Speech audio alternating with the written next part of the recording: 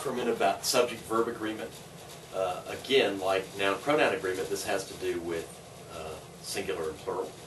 So we know intuitively, if we're native speakers of the language, which verb goes with a singular subject and which verb goes with a plural subject. But we run into subject-verb agreement errors because we lose track of the subject. And one of the reasons it's so important to be able to identify subjects is so that we can always tell what the subject of a sentence is.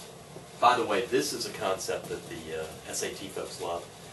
College Board people are all over this, so that this is an error that probably occurs more often on the writing skills section of the PSAT and the SAT than any other kind of writing error.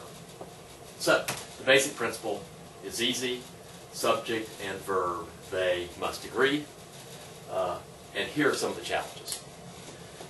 First, compound subjects, we have to be careful with this. If you say something like his hard work and determination, in your brain that may feel like one concept, but in fact grammatically it's a compound subject, and so we can't say is. His hard work and determination are gratifying. Special case with the pronouns that come in pairs, either or, neither nor. The verb agrees with the closer subject in this construction. So either my sisters or my mother was going to help, or either my mother or my sisters were. But the verb agrees with whichever subject is closer. Intervening phrases, something else that can confuse us. We lose track of the subject. So here, I actually did this in a recent email to my class. Revisions of your essay on fundraising at schools is due. Ugh, sorry. So revisions are due, even though it's essay and so on. Revisions are due. Here's another one. The collection of documents prove our case. Well, the collection proves our case. So we really have to keep track of the subject.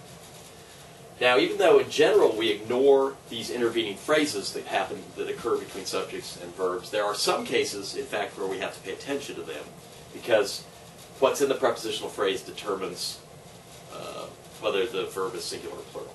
So with fractions, percentages, some, any, none, all, most just happen to be the words that trigger the need to look at in the prep phrase. So some of the money is gone.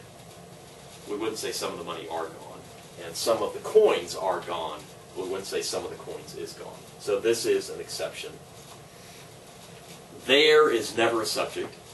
There can be an expletive, there can be an adverb, but it can't be a subject. So we don't, and it begins the sentence. So again, in our minds, we sometimes may think it's the subject, but it's not. So we always have to look further, deeper into the sentence for the subject, which generally comes after the verb with this construction. So there is some confusion and concern. No, there are some confusion and concern. That may sound clunky. We may want to revise the sentence, but that in fact is correct.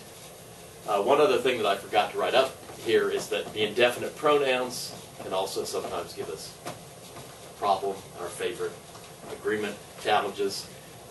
Each of the boys is, not each of the boys are, and so on. Thank you.